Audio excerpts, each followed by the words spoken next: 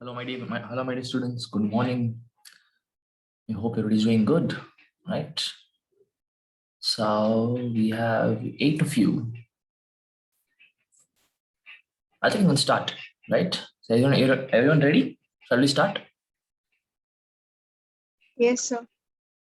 Okay, good. So let me share my screen.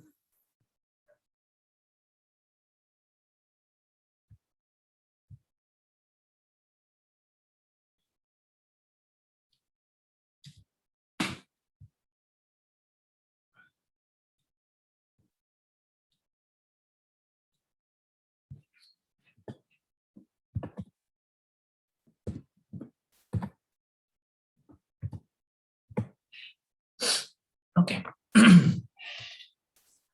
So we have been seeing metals and non-metals chapter, if you can remember,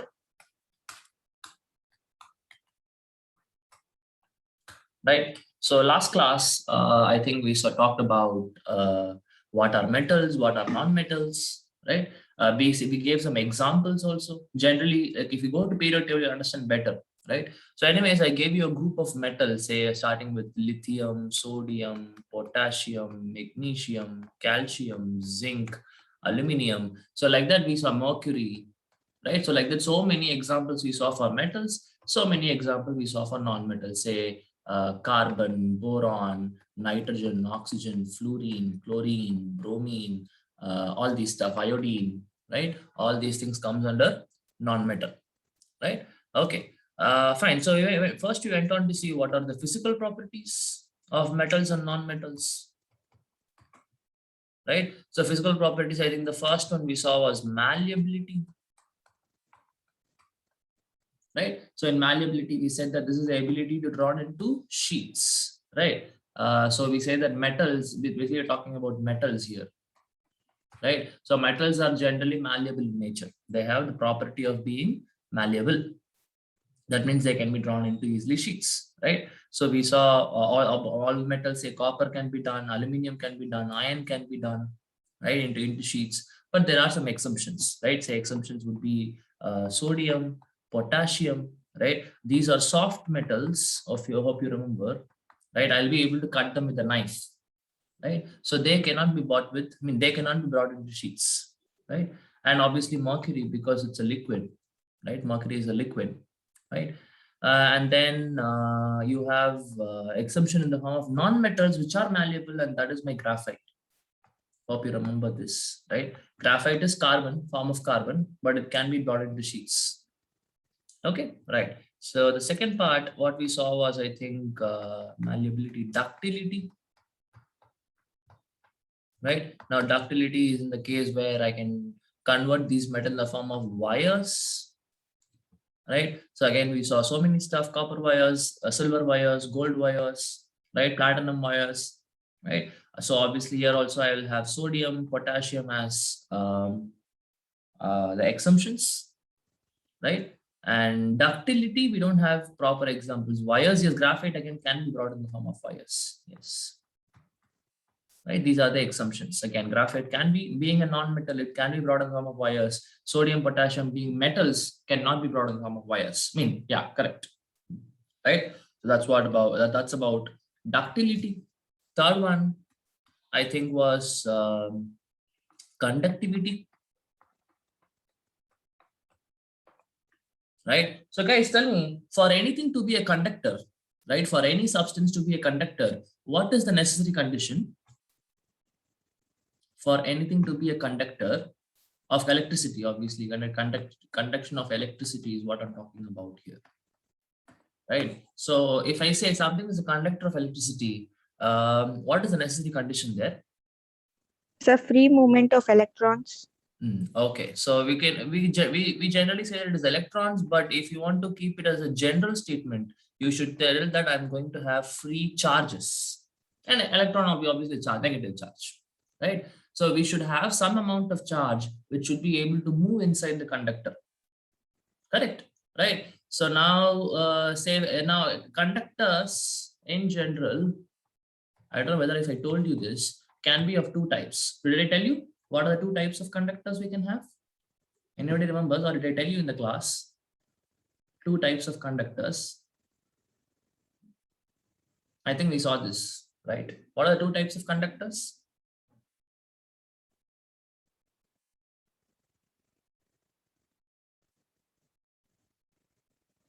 Anybody remembers the two types of conductors?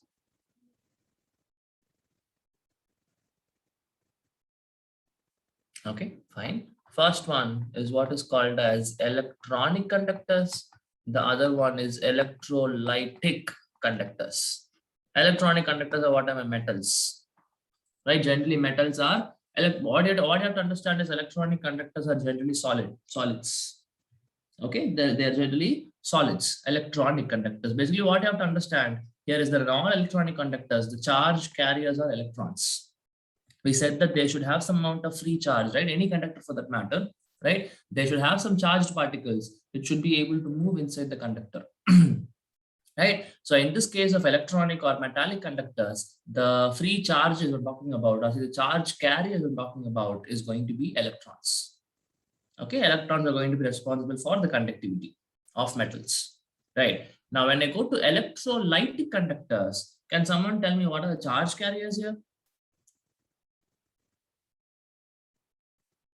What are the charge carriers in case of electrolytic conductors? Here it is electrons. Here it is something else. What are they in electrolytic conductors? So ions. Electricity. Yes, ions is the thing, right? So basically, you should have here aqueous solutions, right? Generally, you can understand that they'll be in solution state. They will be in solid state. I'm not telling liquid state, people, right? Liquid state is not the case. I'm talking about solution state, right? Solute and solvent. Basically, I need aqueous solutions. I have a salt, NaCl, or say any kind of substance. When I dissolve in water, right? If it gives me ions, those are what are called as electrolytic conductors, and these are the ions which will move inside the conductors and they will conduct electricity. Right? Say we saw acidic solutions are acidic solutions are good conductors of electricity. Basic solutions are good conductors. Why? Because in acid, if I dissolve in water and I know I'm going to produce H plus ions, obviously a base will produce OH minus ion. Same way, for example, I have NaCl, aqueous solution, right? If I dissolve sodium chloride in water, you will form NaCl ion, Cl minus ions, right? So all of these acid solution, basic solution, NaCl solution, all are aqueous solution. If I dissolve that particular component in water, then the ions are produced, and these ions are responsible for the conductivity of electricity. Please remember this, right? So generally conductors will be of two types, electronic and electrolytic. Electronic conductors are what are metals, they are in solid state. Here the charge carriers are electrons, right? Now next side, if you go, electrolytic conductors are there. Now here they'll be in solution state, and the main difference between these two is that the charge carriers here are going to be ions and not electrons. And you should know how electrons are produced, how ions are produced. I have that particular substance. In the solid state, it is not convertible. For example, say NaCl solid, you use your table salt, right, for cooking. That if you check it is conducting or not, no, it is not conducting, right? But the same thing when I dissolve in H2O, then it becomes a conductor. Interesting, right? Because only in the aqueous solution ions are produced, right? In the solid state, ions are not produced, right? I don't have Na plus and Cl minus in the case of solid state. But once I dissolve this, then I can form Na plus and Cl minus ions. Then it will become a conductor. So in solid state, it is not a conductor, but in aqueous state, it becomes a conductor. That's a beauty here, right? I hope everybody gets the point, right?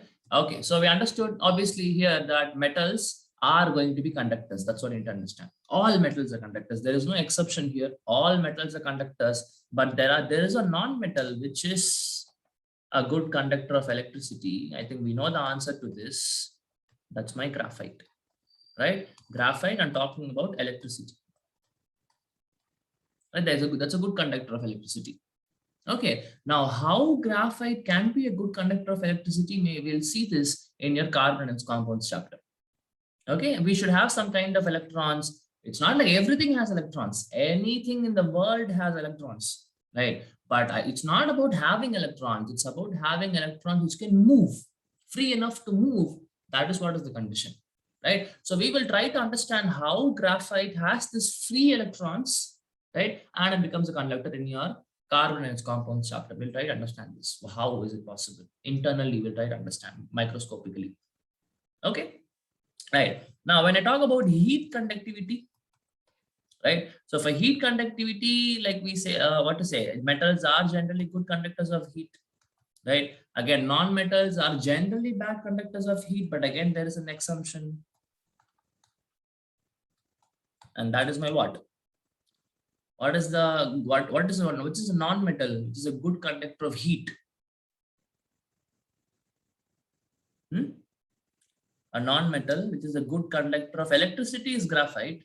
For heat, it is non-metal.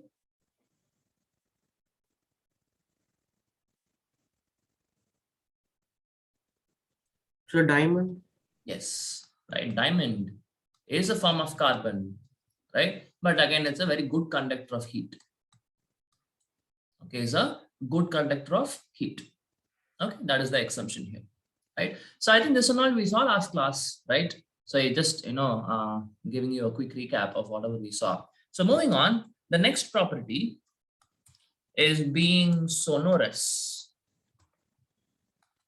right? There's a property called as being sonorous. All metals are sonorous, and again, all metals, generally metals are sonorous in nature. What do you mean by sonorous? If striked with a hammer, they produce what? If strike with the hammer, they produce Sound, sir. sound. Exactly. Right? When strike with the hammer, right? These metals will produce sound. You must have obviously seen it in case of welding shops or aluminium shops, right? Definitely you must have seen that people striking them with hammers, and obviously it produces sound, right? Because okay, now actually I can combine this with another property, hardness, right? Metals are generally very hard. Okay, since they are very hard, obviously when I strike them with a hammer or any strong substance, obviously they produce some sound. Okay, so these two properties can be combined together. What is this? Being sonorous and hard. Why it is sonorous? Because the generally metals are very hard. Okay, right, fine. Again, there will be assumptions of metals here.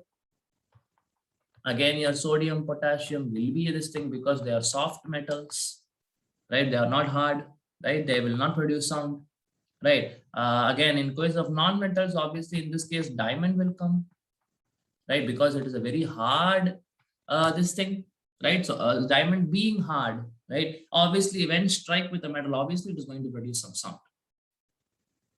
Correct? Okay. So you can always combine these two properties and study. Being sonorous and being hard, right, can be combined together and study. Why is it sonorous? Because they are hard, obviously. Right, and these are the assumptions. Sodium and potassium will not be sonorous, will not be hard. So again, diamond will be sonorous and will be hard. Okay, that is the fourth property, being sonorous, ability to produce sound when struck with a hammer. That is how you define being sonorous. Right? Okay, moving on. Fifth property, right? Fifth property is, okay, that when I talk about the state, right, generally metals are solids, right? Metals are solids.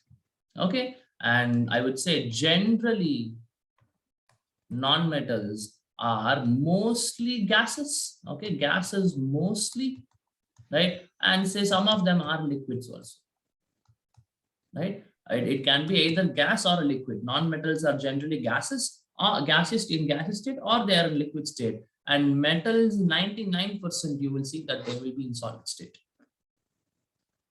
Okay, this also you can remember. Basically, we are not seeing non-metals and metals separately. Whatever metals have, non-metal doesn't have. That's it. That's all you have to understand.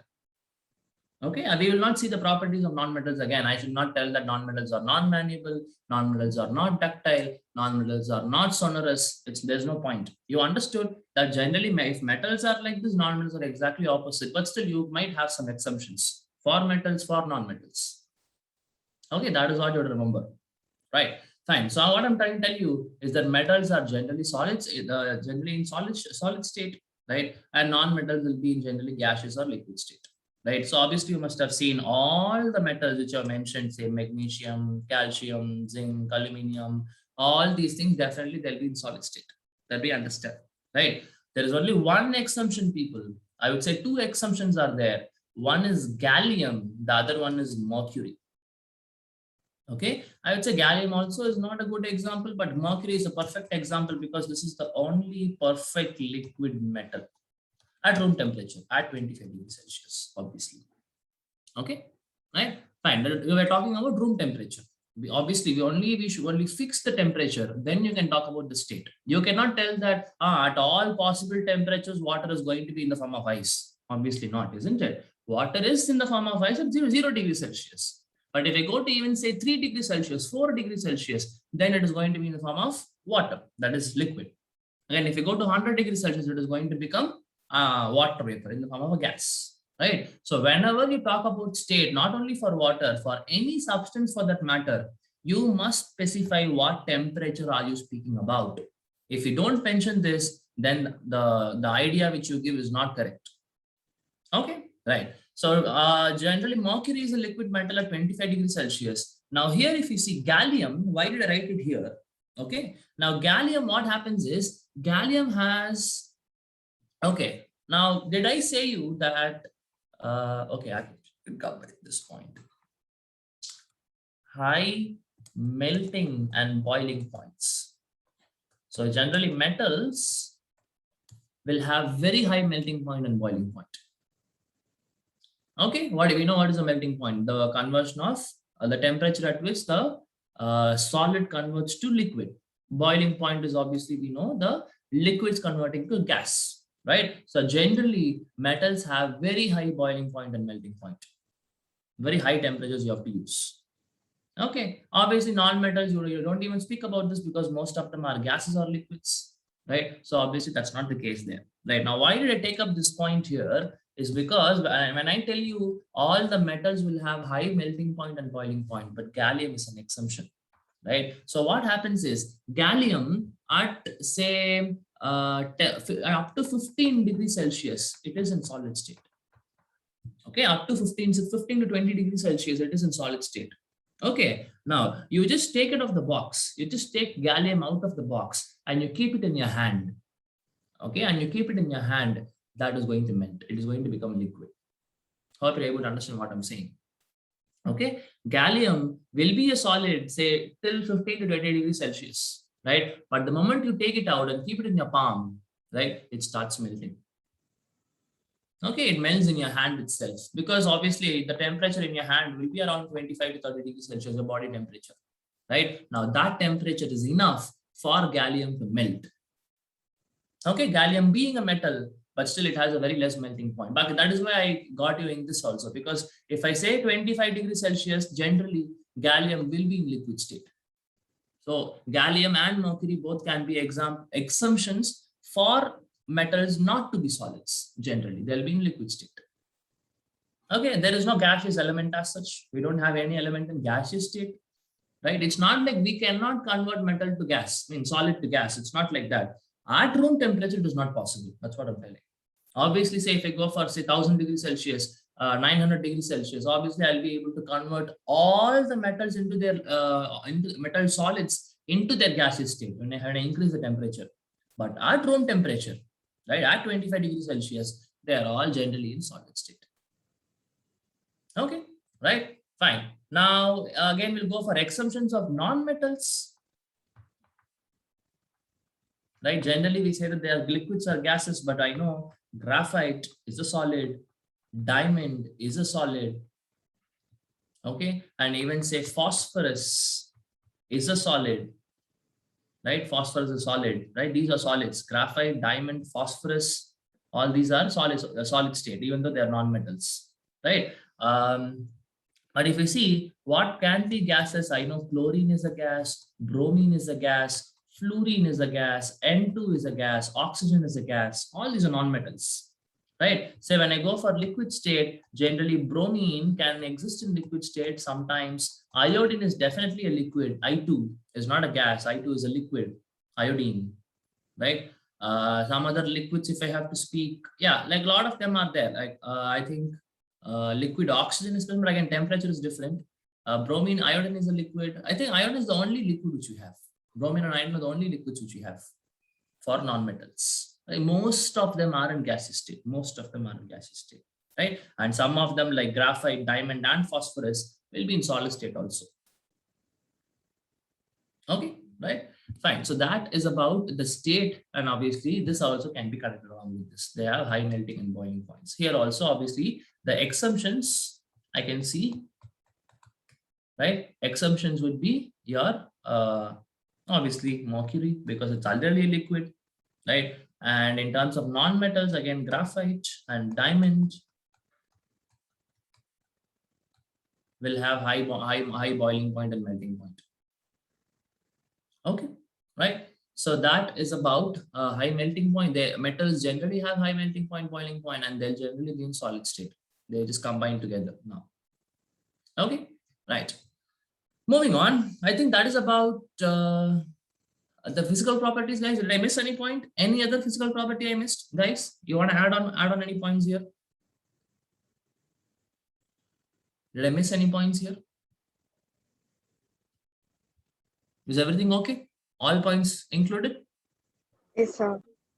Okay, I hope everything is included. Right.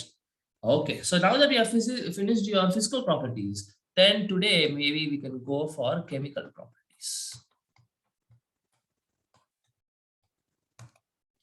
I wanted to know. Sir, is graphite ductile and malleable? Yeah, graphite is malleable and ductile. Yes, graphite is both malleable and ductile. Correct. Yes. Okay, sir. Okay, right. Guys, I wanted to know which chapters are there for your term 1? Sir, till metals and non-metals, sir. Okay, the first 3 chapters: chemical reactions and equation, acid, bases, and salts, and metals and non-metals. Correct. Yes, sir. Okay, so did they tell you when will you have your exams? The term 1 exam. Any idea? No, sir, they didn't inform. They didn't me, tell? sir. Okay, okay. No, like from the CBSE, you would have gotten this thing, right? Okay, from this month is term 1. From that month to last month, say March is second month. Like that, did you get any idea from the government itself? So November to December, sir. November to December, term 1 ends. Yes, sir. We will have boards at that time. For Okay, term you one. will have boards at that time. Okay, now it is what? Now it is only August. August, say August got over, September. You have 2 more months, people. Right? Say I'll be completing this particular chapter today, mostly will be difficult. Maybe next class I'll be completing this. Okay. So what do you want to do after that? We'll do quiz. Yes, sir.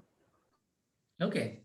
So how many of you are there? Like, do you know the exact class strength? Anybody knows the exact class strength of you now? In 10th, how many of you are there in Epsilon Academy? Any rough numbers? 11. Okay, fine. So if it is 11, maybe I can divide you into, say, 3 groups or say even 4 groups, right? So if I divide you into 4 groups, like say some groups will have 4 people, some groups will have 3 people, some groups will have 2 people, right? So if I do that, I think it will be good, right? I can ask you to study a portion and come, and we can have a quiz on the Sunday classes so that you'll prepare for the chapter and come. Can we do that, people? After I complete this for the next 2 months, are you interested? Yes, sir. Okay, it should be interesting, obviously, because it's going to be the competition, and you will not decide the groups, don't worry. It will be me who will be deciding the groups, who will be in what group. Okay, that choice you don't have. But yeah, obviously you can create a group for yourself, right? Whichever 3 or 2 members which I tell you, right? You create a WhatsApp group, right? So you talk to among themselves. Please ensure that whomever is weak, right? Everybody will not be good at everything. So if you find that any of your group member is not so good, you must help them, right? You must bring them up. That is the whole point of a group activity. It's not like you know the answer. You whenever the question comes to your group and you answer it, and like that's it. That is, anyways, you will do it. Anyways, instead of doing it, you can straight away go write the exam, isn't it? So the main point of conducting quiz, that was a group activity, is that whomever is in your group, like if you know something, the other person in your group should say know the same thing, right? It goes like, obviously, say sometimes you will not know it, the other person will know it. You must be learning from them, right? And if you know something and the other person doesn't know, you must be able to teach them. That kind of give and take policy should be there. Okay. And obviously, when I conduct the quiz, no cheating. It is not for cheating. If you don't know, it's completely all right. Please do not cheat. Any of them, like even if even if your team member says that, hey, it's okay, we're going to get a point. Like, it doesn't matter, people. This is not a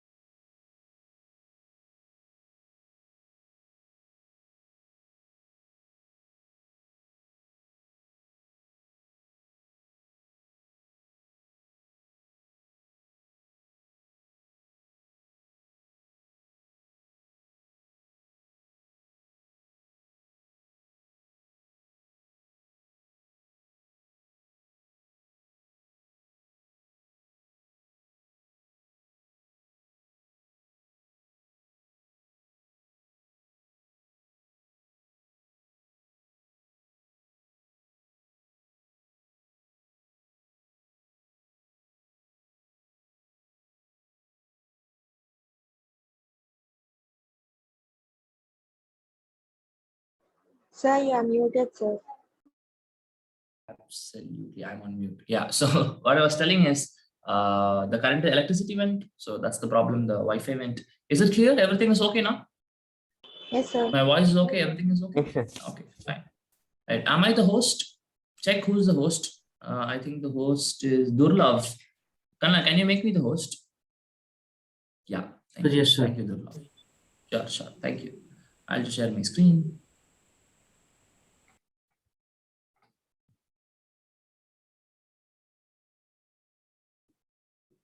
Okay, so what I was telling is, let me produce you into groups, right? Let me convert you into groups. Okay, so you said 11 people.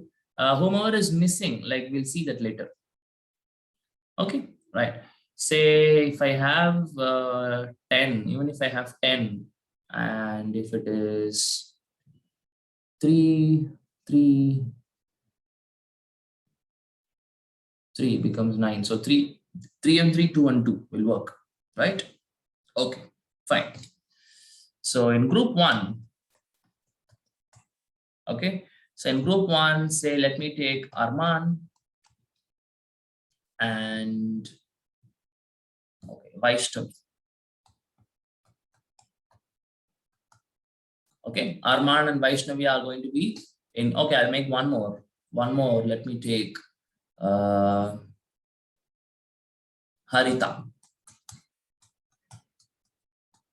Okay, so Arman, Vaishnavi, and Harita will be in the same group, group 1. Remember the groups. Okay, anyways, I'm writing it here. I will have this with me. Right, so group 1 is okay. Arman, Vaishnavi, and Harita, are you okay? Yes, sir. Sir. Okay, good, good. So group 2, right? Say group 2, we will have okay, Aditi.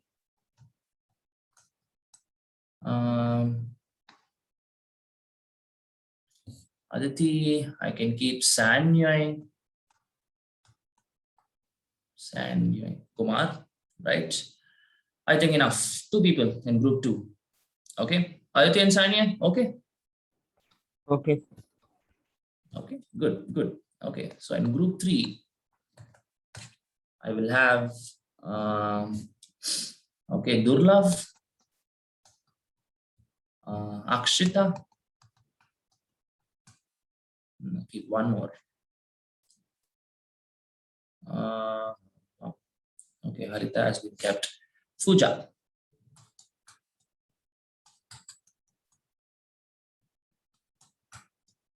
Right. Okay, people, group 3, Durlav, Akshita, and Fuja. Done. Okay.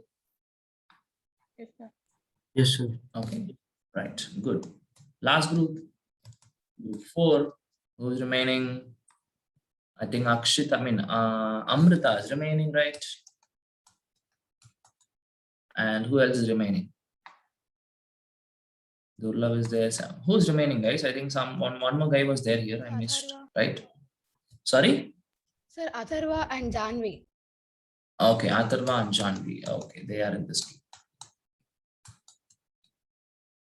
Janvi, I don't know the spelling. I think it's correct. Anyways, so Janvi is missing today. She is not here. Atharva is also not here. Okay, both of them are not there. Will you inform Amrita? Yes, sir. Okay, so they'll be in your team, right? So I think only group 2 has 2 people. Other than that, every group has 3 people. That's completely all right. No problem. Okay, so if at all anybody I missed, if there is one more, if there's one more extra guy or girl we missed, that will he or she will go to group 2, whomever we missed now. Okay, so this is your group, right? So I will tell you, depending on how much I complete, right? So we will have a quiz or not next week. Let me tell you before the class ends today. We still have half an hour, right? So this will be a group still your midterm, first term exam, board exam. This will be a group till that. Okay, so it's going to be a long process, right? So I will give you only small topics to study, not the entire chapter. Like I'll not give, okay, study chemical reactions and equations and come. No, it's not like that. In chemical reactions and equations, I'll give you a small topic, right? That alone you prepare for the entire week. You have 1 week, remember, right? Every Sunday only we'll meet. So you have 1 week to produce this, to study that particular chapter, right? And obviously the questions will be tough. It will not be easy questions. Right, so I'll be preparing you more than enough for a board exam, in the sense that I'll be preparing for an exam that is tougher than a board exam for you. So definitely a board exam will become easy. Okay, right? So that is about the groups and the quiz, right? Now we can move on to chemical properties. Is everybody okay, people? If anybody has any comments, any clarity required, anything regarding this?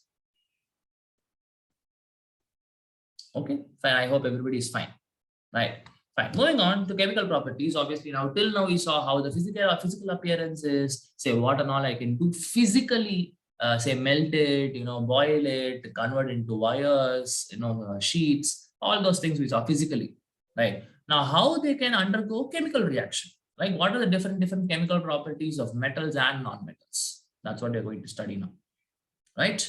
Okay, so first we'll start with metals. Right, now first and foremost thing you have to understand is, people, metals are electropositive in nature. This is a very important point. Right, metals are electropositive in nature. Right, now the first thing the question which comes to your mind is, sir, what is electropositive? Right, now from the name itself you can understand, right? So how will I give you a proper definition of electropositivity? Right, what do you mean by being electropositive? Is this, it is the ability of the element, or say ability, okay fine, ability of the element to form a cation. Very simple. Right, so when I say some element is electropositive, that means that element has an ability to form a cation. I know cations are positively charged, right? Or in other words, I can even tell like this: it is the ability to lose electrons. Is it not? Now, how do you form a cation? A cation is formed by generally losing electron. Right, so I can say it is the ability of the element to form a cation. Obviously, how do you form a cation is by losing electrons. So I can also say that it is the ability of the element to lose electrons. Okay, so what you have to understand from this statement, metals are generally electropositive in nature, is that metals will generally form cations only and non-metals will form anions. That we'll see later. Okay, metals will generally only form cations. Why? They can easily lose electrons.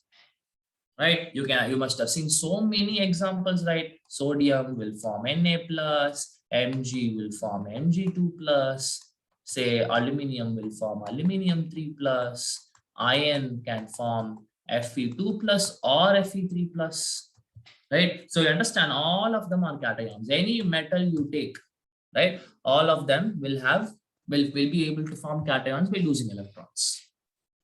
Okay, so obviously most of the properties, most of the chemical reactions you see, right, the ability to be electropositive, right, or say being electropositive will be the basic functionality in all the chemical reactions possible with metals. Okay, right, fine. So they have certain properties which I've already seen. Say first, I can see how they react with action with acids. We have already seen this in acid bases and salts chapter. Now tell me people, when I have acid plus metal, what happens? What do you form? Acid plus metal. Salt and hydrogen gas, sir. Salt and H2 gas is liberated. You have to put the upward arrow sign.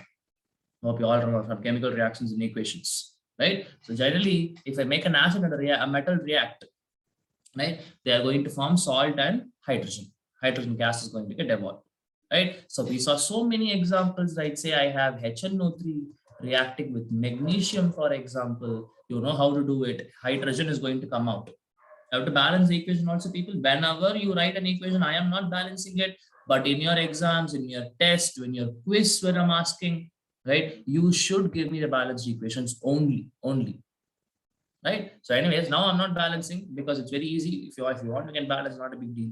So now you will form what? Now you have magnesium and the NO3 minus ion, which is left out. So you'll form magnesium nitrate, MgNO3 twice, plus hydrogen gas will be a what? So basically all you have to put is a 2 here. That's it, balanced. Right. You see, this is the salt, right? And obviously hydrogen gas will be a what? Right. Okay. But now what I have to understand is not all metals will react. Right, certain metals will not react with acid. Acid plus metal sometimes will not give you any reaction. Can you tell me what are these metals? Which metals cannot react with acid? What are the metals? You can name 3 metals.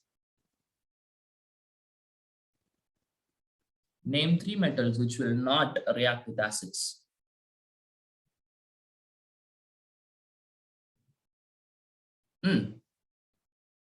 Name 3 metals.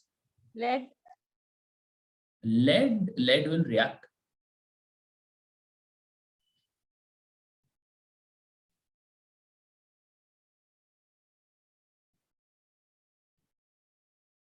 Come on, I'll see. Or put it in a chat box, people. Whatever you think is the answer, I want everybody to put the answers in the chat box.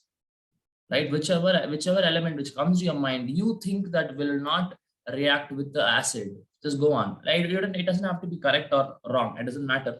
Please go for it. I'm looking at the chat, people.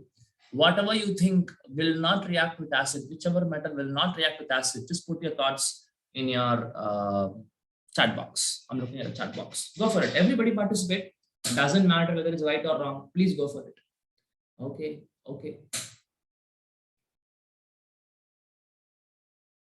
Come on, I got 2 answers. Come on, everybody participate. Doesn't matter if it is going to be okay. 3 answers now. I'll tell you whether it's right or wrong. Definitely, don't worry. Okay. I need 3. How many ever you can remember, you can put. Okay.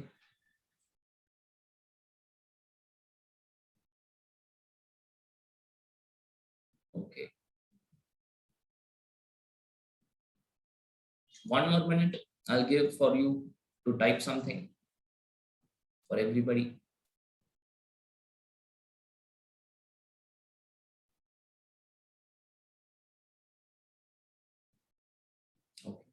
Okay.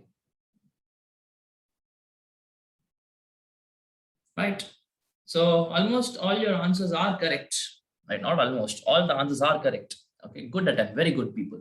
You still remember. But when I ask you why you're not opening your mouth, it's correct, right? You know the answers. Why you're not opening? So obviously, the metals which cannot react will be copper, silver, gold, and platinum. These are the 4 elements you always remember that they will not react with acid. Okay, copper, silver, gold, and platinum, PT. Okay, it should be a capital letter P. Okay, PT. Right, so all your answers are correct, right? Okay, now the question is, why are they not reacting? Anybody wants to answer this question? All the other metals are reacting. Why is it that these 4 metals are not reacting with acid?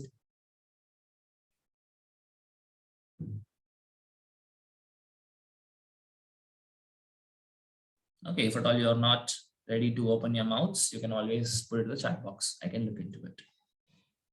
Yes, anybody wants to answer here? Or they are inert in nature? Not exactly. Yeah, they are inert, but perfect answer is not that. Harita, your answer is, say, generally speaking, it's correct, but the specific answer is what I'm expecting. Yes, anybody else? Why is it that these 4 metals alone will not react with acid? We saw this in acid bases and salts chapter. I mentioned it so many times.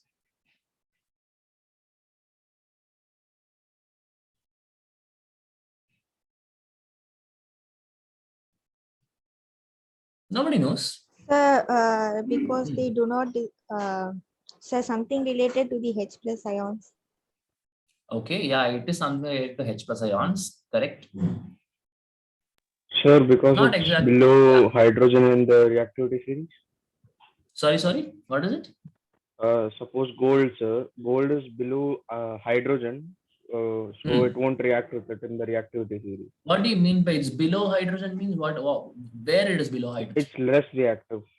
It's not reactive. That is the point, right? So people, what you understand in all the, say, for example, this reaction, this is a displacement reaction, right?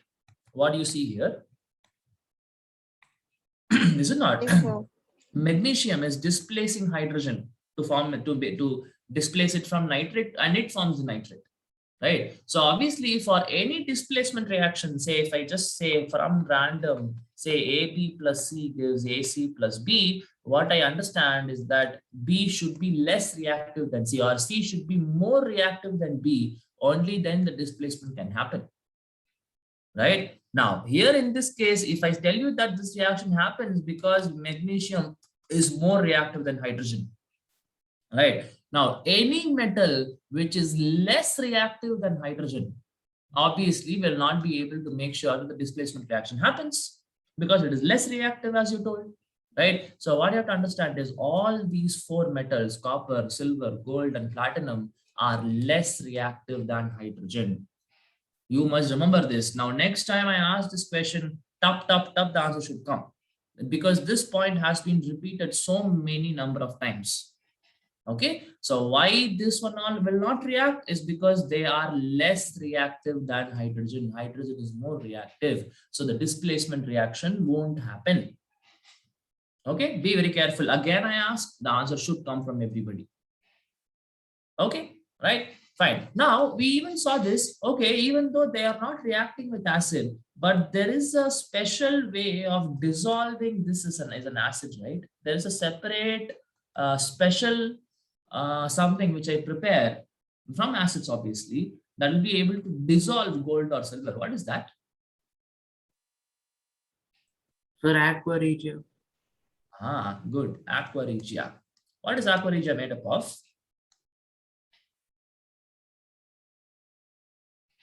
What is it made up of? Aqua regia. Sir, hydrochloric acid and nitric acid. Yes, good. Ratios? 3:1. 3:1. Good. See, this is the see, and even though one guy doesn't know every answer, this is the advantage of having group. Okay, so even though you know only partial answer, the other person knows the partial answer, you get the full point. So that by that way, both of you learn, okay, this is how I must answer. Right? So someone said aqua regia, someone said what is the what is that? Acids present, someone else said, what is the ratio? See, so this is how group effort works. Okay, good, good.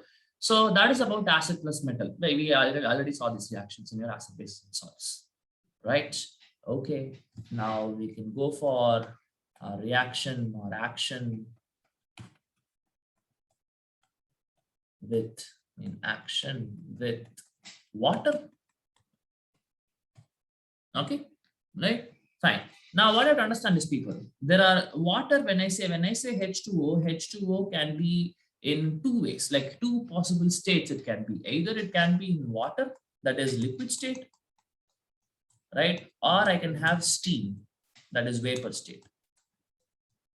Okay. Now, what you have to understand is certain metals, right? Certain metals will react with liquid water, right? And certain metals will react only with steam. Okay, they will react only with the vapor. They cannot react with your liquid water.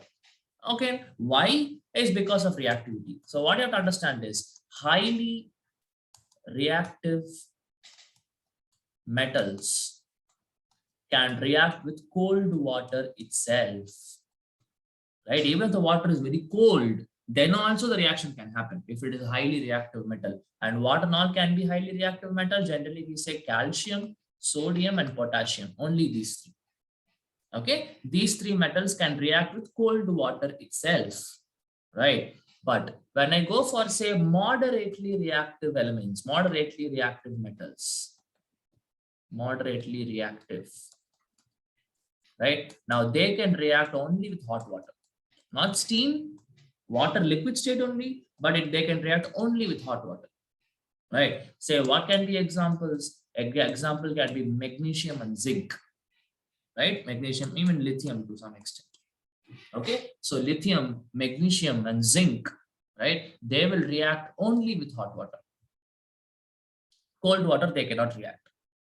Okay, because they are less reactive. I think everybody remembers the reactivity series, people, right? I'll give you the reactivity series here. And like, say, when I go for periodic table chapter, you no more have to remember this, because when you know the periodic table, right, then the reactivity order becomes very easy. There is no mugging up there.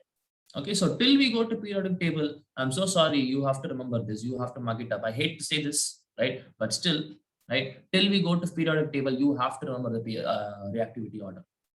Right? Say, I know that potassium is most reactive, than sodium, than calcium, then say lithium, magnesium.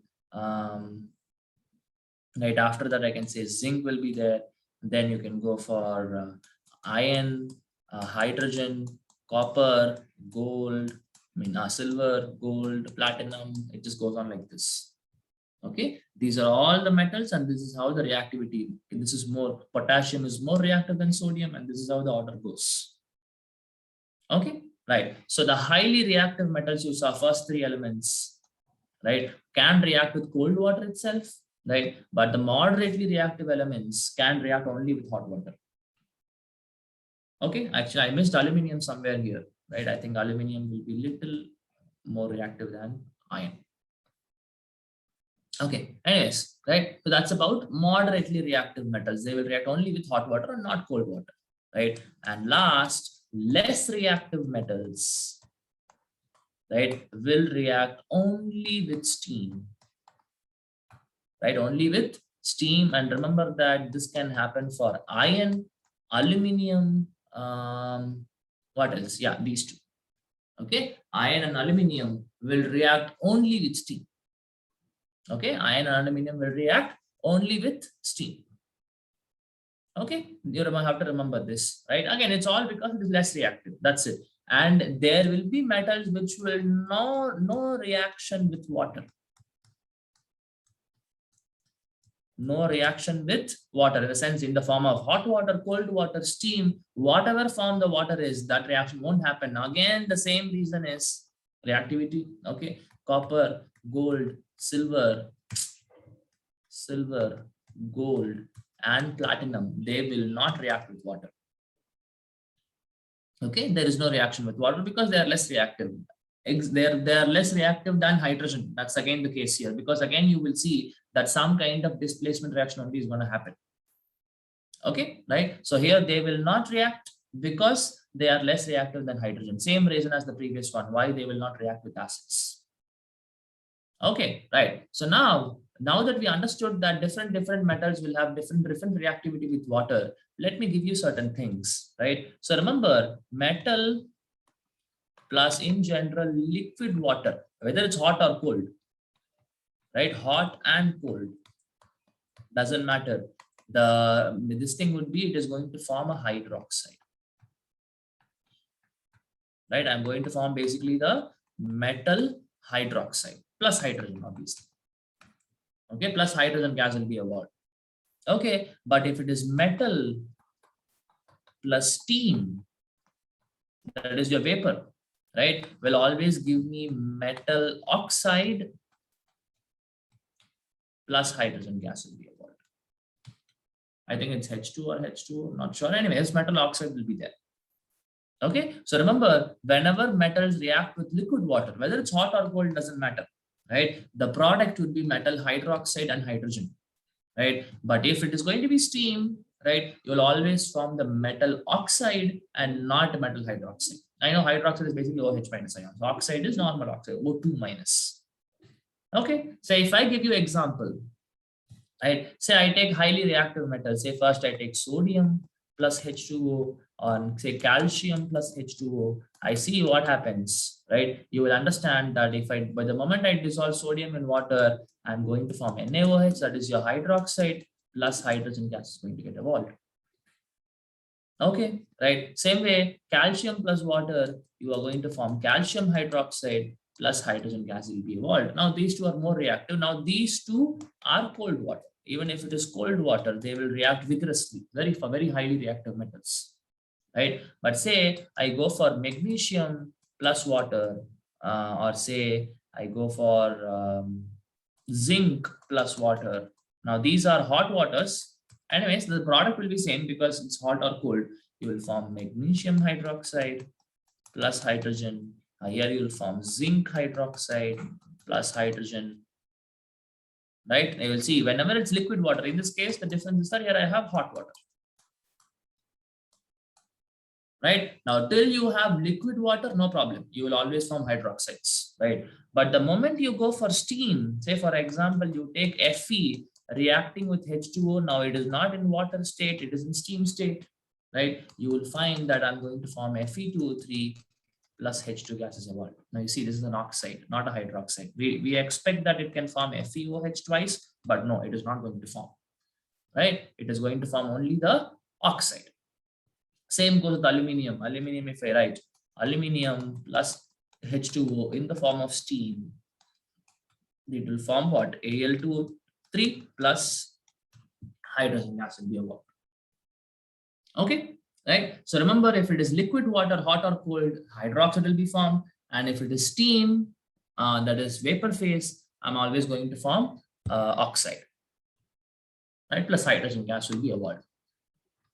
What is the time, people? Okay, 5 more minutes, right? So that is about reaction with water. So we saw reaction with acid, which we already saw, reaction with water, which is new to you, right? I have to remember this, people. Highly reactive metals, how they react, moderately reactive metals, how they react with water, and less reactive metals and no reaction at all. All these things you must know. Okay, this is one of the very few reactions you're going to have in this chapter. Very less reactions are there. The most of the chapter will comprise the physical properties, the durability, ductility, flexibility, malleability. All these things are only more important. But still, reaction-wise, this particular reaction, that is your reaction with water, right, is very important. From this chapter point of view, I'm telling, because this is the only type of reactions you can have, important reaction you have in this particular chapter. Okay, right? So I think we'll stop with this for today. We'll continue next class, right? So no quiz for next week. Okay, so next week I'll be completing this chapter. So from next to next week, right, you will start your quiz. Okay, so next week I'll tell you which chapter to study. I mean, not which chapter, which part of the chapter to study. Right? Okay, Yes, sir. fine then, people. Yeah. Is there any other questions anybody has? No, sir. No, sir. Okay, fine then. We'll stop right here. Thank you so much. We'll meet again next week. Thank you, sir. Thank you, sir. Thank you, Thank you, sir. sir. Thank you. Thank you. Thank you. Thank you.